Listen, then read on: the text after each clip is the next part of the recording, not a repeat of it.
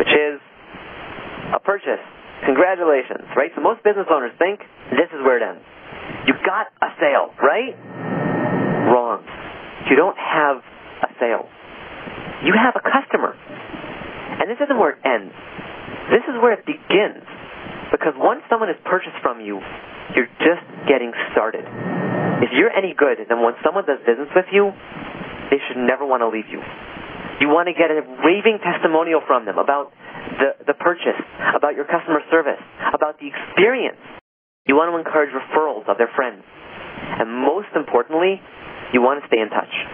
Remember, you worked hard. You invested in this person. Now don't lose the connection. And that brings us to the final 8th step. If you own a gallery, you want to get to the promised land. And you know what it's called? It's called lifetime value, LTV. Lifetime value is the amount that your new customer is worth to you in the long term. Why is this important? Because our business is about long-term relationships. If you make your customers happy, they'll stay with you for life. But if you burn them, then you'll go down in flames. Now listen to this. According to the research firm TARP, it costs up to 20 times more to acquire one new customer than to keep an existing customer. So what you're really interested in is lifetime value. So let's review. Let's review what we've learned today. You sent an outbound marketing piece. You drove the prospect to your website. You engaged the prospect, and they opted in. You got them to visit your gallery and to come in where you deliver your free gift. You finally make a special targeted offer that speaks to them. You get a purchase, and then there's an ongoing relationship. And this is the beauty of what we call next stepping. And what I hope you see from all of this is that at the bottom line, it's all about the relationship. In art, once you have a great relationship with a buyer, they'll stay with you for life. So when you get off this call, when you go back to your gallery, focus on next stepping, focus on relationships, and focus on the long term. If you create those relationships and you're genuine, then the business will come to you. The cheapest marketing in the world is word of mouth. But you can't buy that. All you can do is plant and be ready for the business to sprout. But if you follow the strategy I've shown you, then you'll be planting seeds all over. And when the sales start blossoming, then you'll know what to do. So, one last thing. Sometimes you learn something and you get excited, but then you put it aside and you don't take action. Don't make that mistake. Right now, take a piece of paper, open up a Word doc, jot down 3 ideas that you learned from me today. Jot down 3 ideas that you want to use, that you want to implement right now in your own art business. These are amazing strategies. They work. But you are the one who has to be proactive. You have to implement them. So I give you encouragement and I give you a boost. Even in this sea of negativity, you can do it. You can take these ideas. They will work. And of course, I invite you to call me. My contact number is right here. And I thank you for listening. And I'm going to turn it over to you for questions. Thank you. Thank you so much, Rafael. I'm going to open up the lines right now. You've certainly given us a lot to think about. Okay, any questions? Rafael, other than allowing people to opt in by signing up with an electronic newsletter, what would be some other suggestions for opting in? That's a great question. The options you have are virtually unlimited.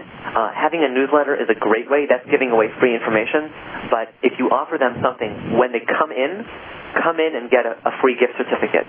Come in and get a design consult. Come in and get something. Then what you do is you encourage them to give their information to receive what you have to give. And again, getting their information, finding out who they are, what they want, is an easy way for them to become involved with you without spending any money. In our business, we call that just say maybe. You're not asking for a yes. You're just asking for a maybe. Would you like to maybe get our newsletter? Would you like to maybe come into our gallery? All you're asking for is a name and an email address. And then if you have a second tier, which is the 2-tier option, you can ask them for any other information you want. Who are your favorite artists? What art do you have right now in your living room? Whatever other questions will help you to serve them. Thank you. Great. And can you tell us your name and company? Shauna Lee Lang from Washington, D.C. Great. Thank you. Thanks, Shauna. Rafael, this is Renee Haig from Blaine's Art Supply in Anchorage, Alaska. And our question to you today is, how did you come up with the 33%? Is that responses that you got, or actual fruition all the way to the end of to get the sale and everything, or is it just your initial response? A response rate means the number of prospects who respond to campaigns. So our campaign, as I said, was designed to drive people to his booth. Again, Jean-Pierre felt that anyone who came to his booth and would interact with his art would become interested and would want to create a relationship. But his question was, on a trade show floor, which is very busy and there's a tremendous amount of noise, how do I get anyone to come to me? And the answer was, by being targeted and by focusing on it pre-show, we got 33% to come to him.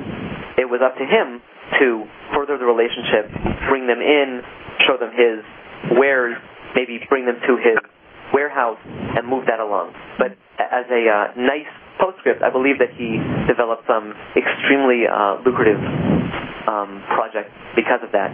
Right. That's fantastic. One of my questions, there are reasons for that question, was I've been using an email newsletter, and we started out with about a 15% response, and as far as people who actually open up the emails and look at them and read them, and then as far as driving those people to the store, we probably get about 10% of those people. So now we're up to about a 33 to 35% response as far as people actually opening up, and then still we're at about a 10% of drive to the store. So I'm feeling like it's pretty successful that way.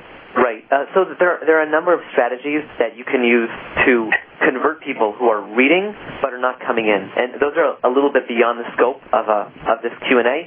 But there are ways to bring people who are clicking through and to engage them and to drive them to the next step. Thank you. Okay. Well, thank you again so much, Rafael, for sharing your expertise. You're welcome. And now for the second half of the presentation, Lions at the Gates, benefiting from a challenging market with Randy Slavin. Take it away, Randy. All right. Thank you, Jennifer. And thank you, Rafael, for some very valuable information regarding marketing. I'm going to take a little bit of a different tact on this. What I'm going to talk about is how do you take advantage of the opportunities that are created by this down market? The darker the cloud, the brighter the silver lining. And there are some opportunities that are a result of this challenging market. So I'm going to try to give you some things to think about in terms of taking advantage of opportunities, and give you some guidance as to how you can come up with the funds in order to take advantage of some of those opportunities that are maybe a little more expensive than you're willing to put out at this point. In every down market, there is always a shakeout. It's a shakeout of the entities in the market. We will see a variety of companies, a variety of artists that simply won't survive this downturn. Luxury goods sales are down 20 to 30%. If you consider that the average U.S. business realizes a 5% net profit, you can do the math. Won't survive. Some fine artists will choose to go into commercial arts or devote their attention to another profession. At the end of all this, there will be fewer entities at every level of the market. So where are these opportunities? First, there are going to be opportunities to acquire top salespeople. When your competitors reduce staff levels because they're having trouble making their ends meet, or when they close down or reduce hours, you're going to find some qualified art sales consultants become available. But don't underestimate the value of also looking at retail luxury goods salespeople. They have the same skill sets that you need for art sales. They're used to dealing with a high net worth customer. They're used to selling an expensive discretionary product. So consider that as well. Don't look just for art salespeople, but also consider other salespeople in